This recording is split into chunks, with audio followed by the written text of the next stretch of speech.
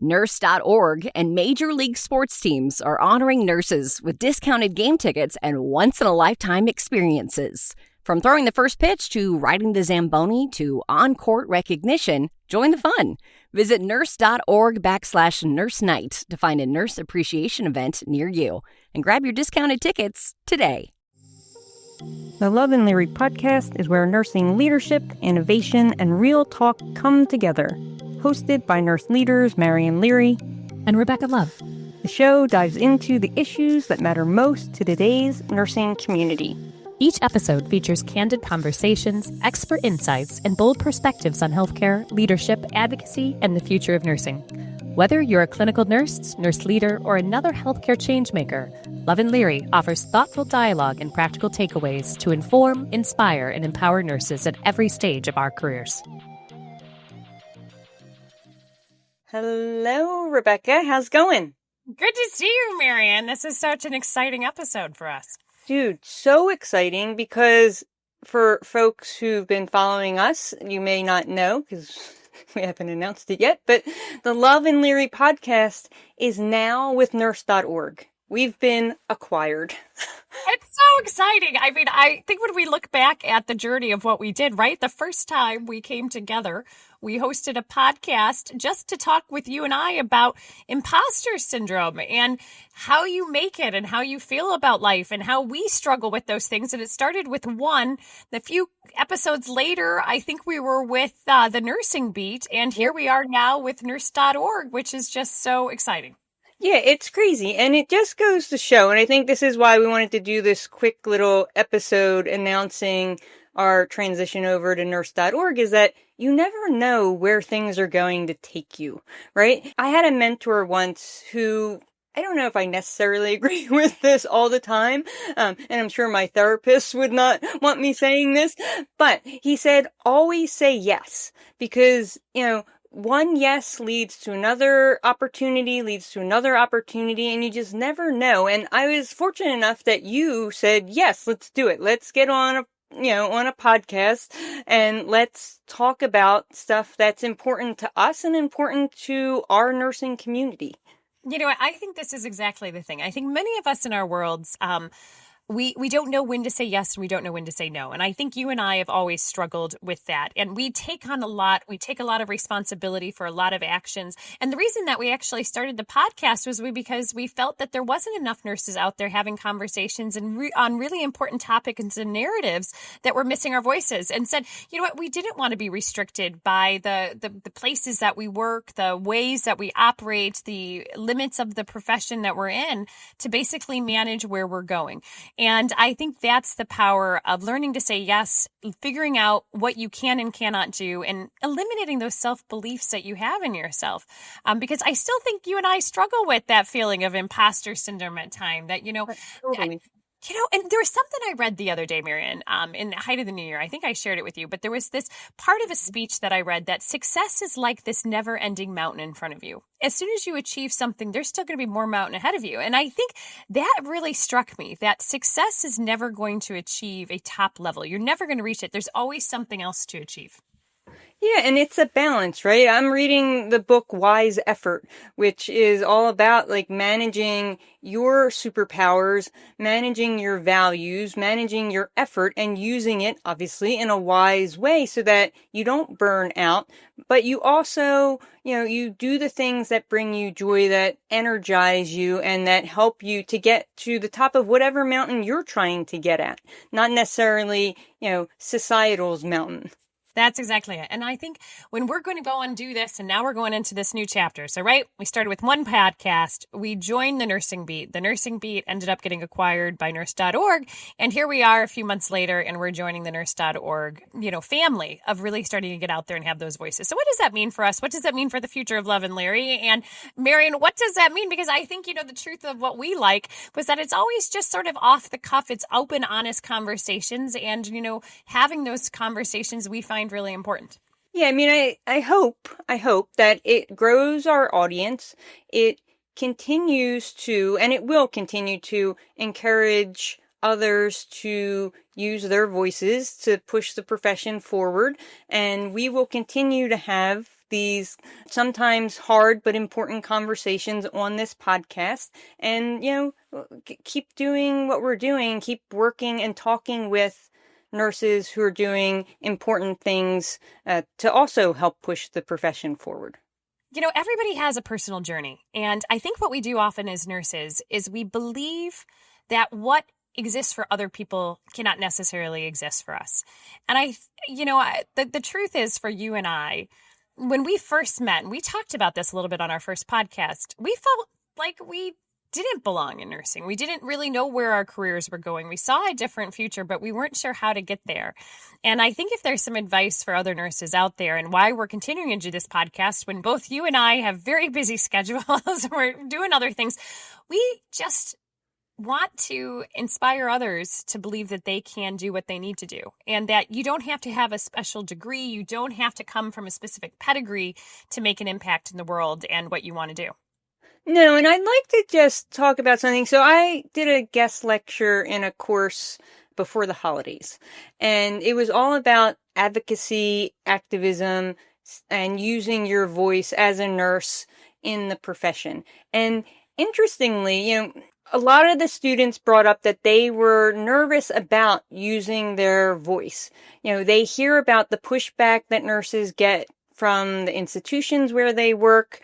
They hear from their academic institutions that they could potentially get pushback or be censored around what they say. And it came up multiple times during this conversation. And I want to say what I said to them was, you have to know what the policies are for where you work, but you also don't have to, speaking out doesn't necessarily have to be political, right? We are healthcare experts. We all have an area of focus that we want to help to push forward for our patients and our communities. So speaking up and being an advocate doesn't necessarily mean pushing against barriers or being political or, pushing back against the system.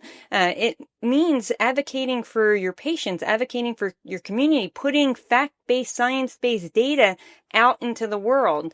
None of that should get you any pushback. That's just good nursing practice. Hey nurses, looking for exclusive discounts? Nurse.org has you covered with deals on everything. Save big on the essentials you need to excel in your career. Don't miss out. Visit nurse.org/discounts for the latest discounts made just for you. It is. And I think you said something very interesting, which is we were always taught as nurses to be patient advocates. What nobody ever taught us was how we advocated for ourselves, our profession, or our own voice. And I think that's the difference. This is the transition that we need nurses to make, which is we are the best patient advocates. We're going to represent them on their treatments, their medications, their delivery, everything that needs to happen around those. You just need to learn how to do that for yourselves. And I think sometimes we enter into these spaces and these rooms where what we were not taught was the language on how to communicate to those outside of nursing or outside of being a patient. And with that, it is absolutely imperative because no one is going to learn the language of nursing. I wish to say that they would. I wish that they would speak in empathetic terms. And I think, I feel, and I believe and value that when somebody says those three terms, that it means something. But unfortunately, that's how we were taught to communicate as nurses, because patients, that's how we make people trust, believe, and relate to us, because they're in their worst moments of life. The truth is, why I think Marion and I are doing this is through the course of our careers, we've started to realize that we've had to learn how to speak differently, the language of what other professions who basically dominate in healthcare spaces, in policy spaces, in legal spaces, and basically national narratives from media and beyond, speak a language much more around business and statistics or economics. And I think why we have found this to be a powerful platform for us is by bringing nurses onto this platform and having conversations with them, which we can take their narrative and help them amplify their voice with messaging that we support, and also, help them figure out how to basically structure this in a way that's more impactful, is something that we've learned the hard way. We've succeeded in some and we fail at many. And it's always shocking to me on what goes viral and what stays quiet. And to your point, Marion, learning to speak effectively is not about politics. It's not just about patient advocacy. It's a way of basically storytelling. And you talk a lot about storytelling because stories are such an impactful way for people to understand complex scenarios in ways that they can feel something about. And that is what I think, some of the goals of what we're doing and what we hope is going to happen for other nurses who listen to us, that we hope will start becoming their own podcast hosts and narratives at very significant levels across the profession. Yeah, and this isn't what this episode was supposed to be about, but there are so many ways for nurses to use their voices. And again, what I said in that class was find what you feel comfortable with. It doesn't necessarily have to be a podcast. It could be writing op-eds. It could be speaking to a class. It could be, there's so many different ways. And so you just have to find what works for you and the tone and the brand that you want to put out there to represent yourself and that you feel comfortable with. And comfort is subjective and is different to everyone. And so we need nurses using their voice, but we need you to do it in a way that you feel comfortable with. That's right. And the truth is, you know what? I often find that using your voice is much more uncomfortable than you realize. Silence is an easier place to be in many of those uncomfortable zones. But the reality is, and Mary and I have talked about this historically, is that nurses are the most trusted profession because when they speak, they do from a place that is always in the interest of the human good in so many ways. And so I think what we're so excited about is when we started, we had no idea where this was going to go. It was going to be a single episode and just talking to others because both you and I were in a period of slight flux about who we were, what we're doing next, how much longer we could stay in the fight. And here we are. I don't know. How many years later is this, Marion? I don't even know. I want to say at least a couple, right? Yeah, exactly. We're at least 2 years in, and it's fun for us in a way that entertains and new topics for us that I don't think we would talk about in the space of nursing or with each other in a way that we're able to when we get on this podcast. No, and I just want to say we already have a few episodes lined up, and they're going to be incredible conversations, and they're, a varying range of conversations. We're still going to stick a little bit to the political, but, there's a lot of other topics affecting the nursing profession, and we're going to dig into them. That's what this podcast is about. And so I'm so excited. I want to just say again, thank you to Nurse.org for bringing us over and helping us continue to keep the Love and Leary podcast going.